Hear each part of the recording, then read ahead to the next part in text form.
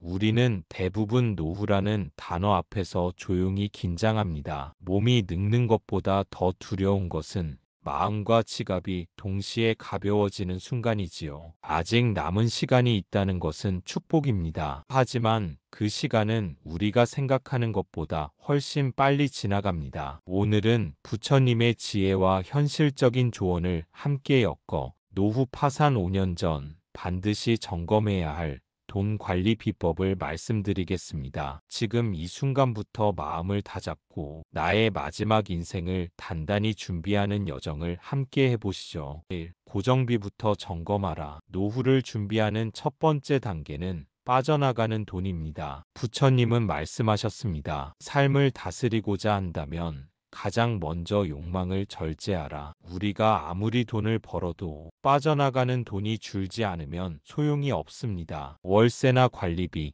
보험료, 통신비, 사교육비나 용돈, 감당할 수 없는 자동차 할부, 이런 것부터 다시 봐야 합니다. 가장 먼저 줄일 수 있는 것부터 줄이십시오. 고정비가 줄면 숨통이 트입니다. 2. 체면보다 생존이 먼저다. 남의 시선을 의식하는 사람은 자신의 삶을 살 수 없다. 법구경. 노후가 불안한데도 좋은 옷, 좋은 가방, 좋은 차를 고집하는 이유는 체면 때문입니다. 하지만 체면이 밥 먹여주지 않습니다. 지금은 존중받는 살보다 살아남는 삶이 중요합니다. 겉보다 속, 외면보다 내면을 돌보는 연습을 하세요. 3. 건강이 최고의 자산이다. 부처님께서는 육체의 고통이 마음을 어지럽히는 주된 원인이라 하셨습니다. 노후 파산의 진짜 원인은 의료비입니다. 작은 통증을 방치하다 큰 병이 됩니다. 건강검진을 미루다가 수술비가 쌓입니다. 지금부터라도 걸으세요. 잘 먹고 잘 자고 잘 걷는 것만으로도 노후 의료비를 절반 이상 아낄 수 있습니다. 몸을 돌보는 것은 곧 마음을 돌보는 일이다. 4. 관계는 줄이고 신뢰는 늘려라. 노후가 되면 인간관계도 점검해야 합니다. 많은 사람과 얽히는 것보다 나를 진심으로 아껴주는 몇 명과의 관계가 중요합니다. 술값만 나가는 모임, 비교와 허세가 넘치는 친구들, 잦은 갈등의 가족관계, 이런 것들이 오히려 정신적, 경제적으로 에너지를 빼앗습니다. 벗을 가까이 하되 그 벗은 의로운 사람이어야 한다. 부처님의 말씀입니다. 5. 수입을 완전히 끊지 마라. 노년은 은퇴가 아닌 재배치입니다. 완전히 일을 놓아버리는 것이 아니라 내가 할 수 있는 방식으로 작게라도 수입을 유지해야 합니다. 재능을 나누는 강의, 소소한 콘텐츠 활동, 작게 시작하는 장사, 취미를 살린 재능 기부 수입화, 이 모든 것이 가능합니다. 일하지 않으면 곧 퇴보다. 내가 쓸모 있다고 느끼는 순간 삶은 다시 단단해집니다. 6. 자식에게 의존하지 마라. 자식을 사랑하되 의지하지 말라는 말이 있습니다. 노후 파산의 가장 큰 착각은 자식이 나를 도와줄 것이라는 기대입니다. 하지만 현실은 다릅니다. 자식도 힘듭니다. 자식의 인생은 그들의 것이고 우리 노후는 우리가 책임져야 합니다. 부처님은 말씀하셨습니다. 기대는 고통의 씨앗이다. 도움을 받기보다 내가 서는 연습을 하세요. 7. 돈이 줄면 욕심도 줄어야 한다. 노후의 가장 위험한 것은 젊을 때의 소비 습관을 그대로 유지하는 것입니다. 외식이 잦고 쇼핑은 습관이 되고 한 번쯤은이라는 말로 합리화합니다. 하지만 부처님은 말씀하셨습니다. 욕심이 줄면 괴로움도 준다. 적게 먹고 적게 쓰고 적게 말하는 삶, 그것이 진짜 자유입니다. 욕심을 비우면 지혜가 들어옵니다. 8. 부동산보다 현금 흐름을 보라. 노후 자산에서 가장 큰 착각은 집이 있으니 괜찮다는 생각입니다. 집이 있어도 현금이 없으면 아무것도 할 수 없습니다. 세금, 병원비, 생활비 모두 현금이 필요합니다. 현금 흐름이 멈추는 순간부터 불안은 시작됩니다. 자산이 아니라 현금이 도는 구조를 만들어야 합니다. 9. 혼자 살아도 외롭지 않은 법. 부처님은 말씀하셨습니다. 혼자 걷는 이에게도 진리는 길동무가 된다. 나이 들수록 외로움은 깊어지지만 혼자 있는 시간이 꼭 고독한 건 아닙니다. 작은 습관을 만들고 나에게 집중하고 조용히 걷고 하늘을 바라보는 것만으로도 마음은 고요해집니다. 고요한 마음이 진짜 노후의 든든한 자산입니다. 10. 마지막엔 나를 먼저 돌봐야 한다. 가족을 챙기느라 자식을 위해 남편과 아내를 위해 너무 오래 나를 잊고 살지 않았나요? 노후에는 이제 나를 챙길 차례입니다. 나의 건강, 나의 시간, 나의 기쁨, 나의 쉴 공간, 내가 돌봐야 내 마음도 주변도 건강해집니다. 10일, 매달 나를 위한 돈을 남겨두세요. 노후를 준비할 때 많은 분들이 생활비, 병원비, 경조사비, 자녀 지원 등 쓸 돈만 계산합니다. 하지만 정작 중요한 건 나를 위한 돈입니다. 가끔 가는 찻집 한 번, 읽고 싶었던 책 한 권, 작은 여행 한 번,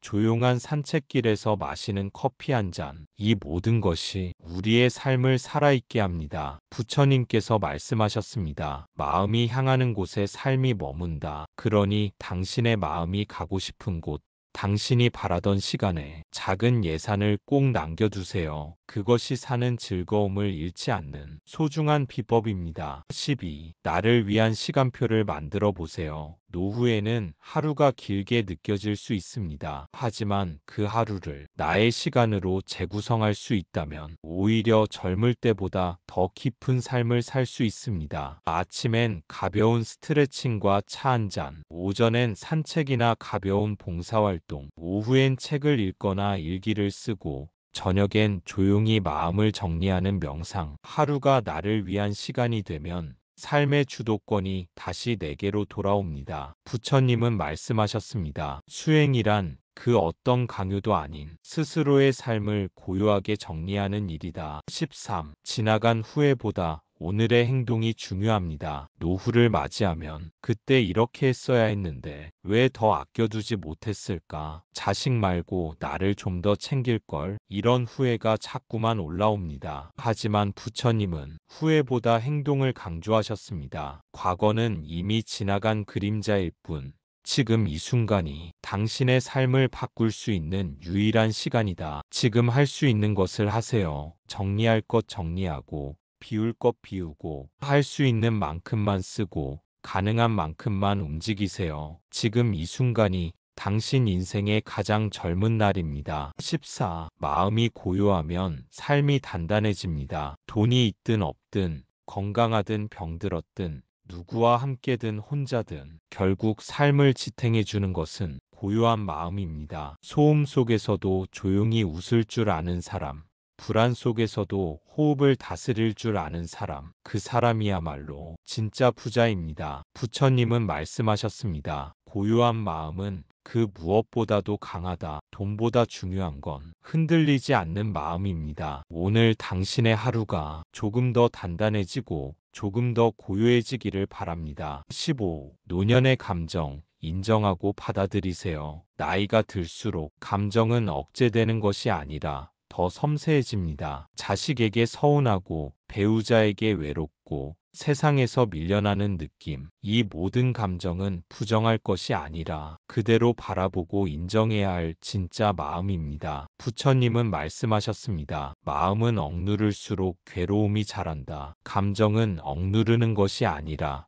그저 스쳐 지나가게 두는 것. 지나가는 바람처럼 나는 지금 서운하구나, 외로움이 올라오고 있구나 라고 조용히 바라보는 순간 그 감정은 당신을 지배하지 못합니다. 16. 심리적 독립이 진짜 노후 준비입니다. 경제적 독립은 기본입니다. 하지만 심리적 독립이야말로 진짜 준비입니다. 누군가의 말 한마디, 자식의 반응, 주변의 무심함에 마음이 쉽게 흔들린다면 당신은 아직도 타인의 삶을 살고 있는 겁니다. 부처님께서는 남의 말로 기뻐하고 남의 시선에 흔들리는 이는 자기 삶의 주인이 아니다 라고 하셨습니다. 이제는 마음마저도 당당히 홀로 서는 연습을 하세요. 그럴 수도 있지. 내 삶은 내가 책임진다. 나는 나대로 충분히 잘 살아왔다. 이런 문장이 당신의 마음속에 자리를 잡을 때 당신은 진짜 자유를 얻게 됩니다. 17. 죽음을 준비하는 법은 삶을 가볍게 사는 법입니다. 부처님은 죽음을 늘 곁에 두고 살아야 한다고 하셨습니다. 그 말은 곧 삶을 가볍게 살라는 뜻이기도 합니다. 죽음 앞에서 우리가 안고 갈 수 있는 것은 돈도 명예도 자식도 아닙니다. 오직 내 마음의 평안뿐입니다. 미워했던 사람을 용서하세요. 해결되지 못한 감정은 정리하세요. 하고 싶었던 말은 담백하게 꺼내세요. 삶을 정리하면 죽음이 두렵지 않습니다. 그리고 놀랍게도 삶 자체가 더 충만해집니다. 죽음을 준비하는 사람은 가장 단정하게 오늘을 살아갑니다. 18. 소소한 기쁨이 진짜 재산입니다. 노년의 행복은 크고 거창한 데 있지 않습니다. 뜨거운 국 한 그릇,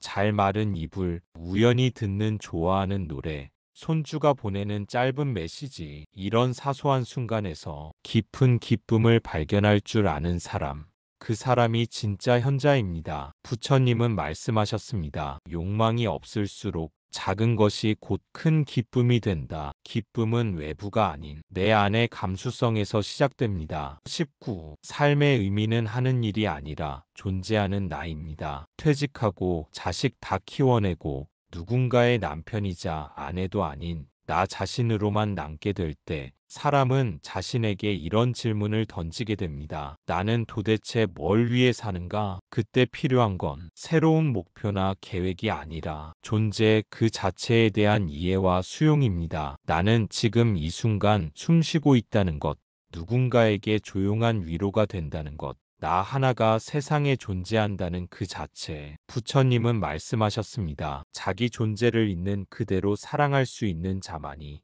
세상과 화해할 수 있다. 당신은 그저 존재하는 것만으로도 충분히 의미 있습니다. 20. 당신은 지금도 잘 살고 있는 중입니다. 마지막으로 여기까지 읽고 들으며 자신을 점검하고 있는 당신의 마음을 기억하세요. 지금 당신은 더 나은 노후를 위해 변화의 씨앗을 심고 있는 중입니다. 노후는 늦은 시간이 아닙니다. 다시 자신을 사랑하기 시작하는 가장 좋은 시간입니다. 나는 괜찮은 사람입니다. 이대로도 충분히 잘하고 있습니다. 내 인생 내가 안아줄 수 있습니다. 이 말들을 조용히 되뇌이며 오늘 하루를 마무리해 보세요. 당신의 노년은 당신의 손으로 따뜻하게 채워질 수 있습니다. 20일. 인간관계도 정리할 줄 알아야 평안해집니다. 노년에는 인간관계도 줄여야 합니다. 가볍고 단순하게 서로를 있는 그대로 존중하는 관계만 남겨야 마음이 편안해집니다. 억지로 맞추는 인연, 오래됐다는 이유만으로 이어가는 관계는 당신의 에너지를 갉아먹는 독이 될 수 있습니다. 부처님은 말씀하셨습니다. 함께 있어도 괴로운 인연은 이미 떠난 인연이다. 노후엔 친구 수보다 중요한 것이 대화 후의 마음 상태입니다. 대화가 끝나고 나면 피곤한가요? 마음이 무거워지나요? 내가 아닌 내가 되어야 하나요? 그렇다면 이제는 감사의 마음으로 멀어질 때입니다. 22. 용서는 자기를 위한 선물입니다. 지금까지의 삶 속에서 우리는 많은 사람들에게 상처를 받았고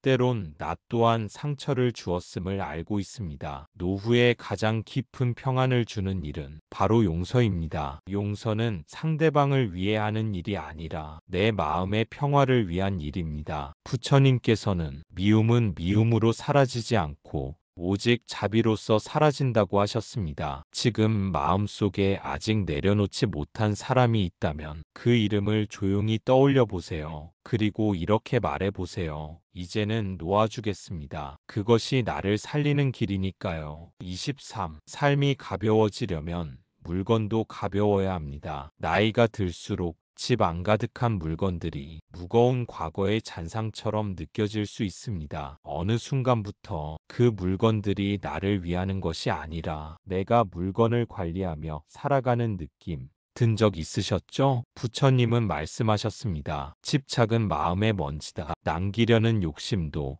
붙잡으려는 미련도 결국은 삶의 흐름을 막습니다. 이제는 가벼워져야 합니다. 물건이 줄어들면 숨통이 트이고 정리된 공간에 고요한 마음이 깃듭니다. 24. 몸이 약해지는 시기, 마음을 강하게 하세요. 노년이 되면 몸은 자연스럽게 약해집니다. 무릎이 아프고 잠이 줄고 기억력이 흐려지고 병원을 자주 찾게 됩니다. 하지만 이 시기야말로 마음이 가장 단단해질 수 있는 기회입니다. 부처님은 말씀하셨습니다. 몸이 병들어도 마음은 병들지 않게 하라. 몸은 세월 앞에 약해지지만 마음은 단련으로 강해집니다. 아프면 받아들이고 못하면 내려놓고 의지할 땐 감사하며 기대는 법을 배우는 것. 그것이 노년의 수행입니다. 25. 죽음을 두려워하지 말고 초연하게 준비하세요. 많은 이들이 노후를 두려워하는 진짜 이유는 죽음에 대한 막연한 불안 때문입니다. 그러나 부처님은 죽음을 삶의 일부로 받아들이라 하셨습니다. 두려워하지 말고 오히려 죽음에 대한 준비가 삶을 충만하게 한다고 하셨죠. 미뤄뒀던 정리, 마지막 편지 한 장, 법정 대리인 지정, 나의 인생을 돌아보는 글쓰기, 이런 것들을 하나하나 정리하는 것은 결코 슬픈 일이 아니라 삶을 아름답게 마무리하는 지혜입니다. 26. 노년은 영적 성장의 황금기입니다. 젊을 땐 외부 세계가 중요했습니다. 성취, 돈, 명예, 관계. 하지만 노후는 내면의 소리, 즉 영혼의 언어를 듣기 가장 좋은 시기입니다. 조용히 앉아있는 시간, 하루 한 줄 일기, 자연을 보는 눈, 침묵 속의 평안. 부처님은 말보다 침묵이 더 많은 진리를 담고 있다고 하셨습니다. 말이 아닌 느낌, 움직임이 아닌 고요함. 이것이 노년의 깨달음입니다. 당신은 지금 그 여정의 한가운데에 있습니다. 노후 파산은 갑자기 오는 것이 아닙니다. 무심코 흘려보낸 지금 이 순간들이 쌓여 미래가 됩니다. 그러니 지금 당신의 지각과 마음을 다시 들여다보세요. 조금만 더 단단히, 조금만 더 지혜롭게. 노후는 망설이는 자가 아니라 준비하는 자에게 따뜻해질 수 있습니다. 오늘도 마음 공부와 함께 해주셔서 감사합니다. 부처님은 말씀하셨습니다. 스스로를 사랑하는 마음이 세상을 사랑하는 첫걸음이다.